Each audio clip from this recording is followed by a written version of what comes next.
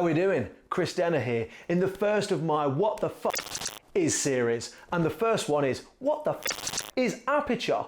Aperture is defined in Wikipedia as this. Essentially, aperture is a posh word for saying how much light are we letting through the lens in our photography. Essentially, we're saying, do we want a large hole letting in a little bit of light, or we want a massive, nice big hole letting in loads and loads of glorious light? That will then determine what we call our depth of field. Depth of field is defined by this. Now don't be scared, depth of field is just a very posh way of saying what is in focus in our image and what isn't in focus in our image. And different disciplines want different things in focus in their images. For example, look at this photo that I took earlier. Only the foreground is in focus, only the robot is in focus. Our eye as a viewer is drawn to the robot. I then took exactly the same photo, but making sure that everything was in focus so we can see the car in the background, and here it is now. I know what you're saying, Chris. Oh my God, this is all confusing. Why do I want certain things in focus and certain things out of focus?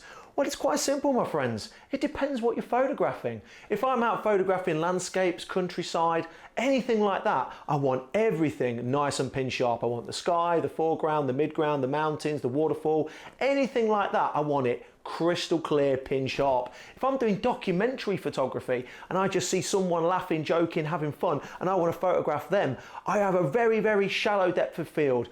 I'm what we call knock out, not knockout. We knock out everything else in the image so our eye is only going straight to that person. That's why I would have, for example, a very shallow depth of field like this. As a photographer, I love using shallow depth of field, but check out these images from a recent fashion shoot that I shot. Using that shallow depth of field really draws the viewer's eye to the model. Everything else just blasts out into the background, looks very mysterious and sexy. This is what makes this image really strong for me. As a side effect of letting lots of glorious, glorious light through the lens, because we've got a very wide aperture, it means the shutter speed is a lot faster on the camera. But I know what you're saying now, Chris. What the fuck is shutter speed? Well, my friends, that's for the next episode. So check out my next episode. What the fuck is shutter speed? Thanks a lot.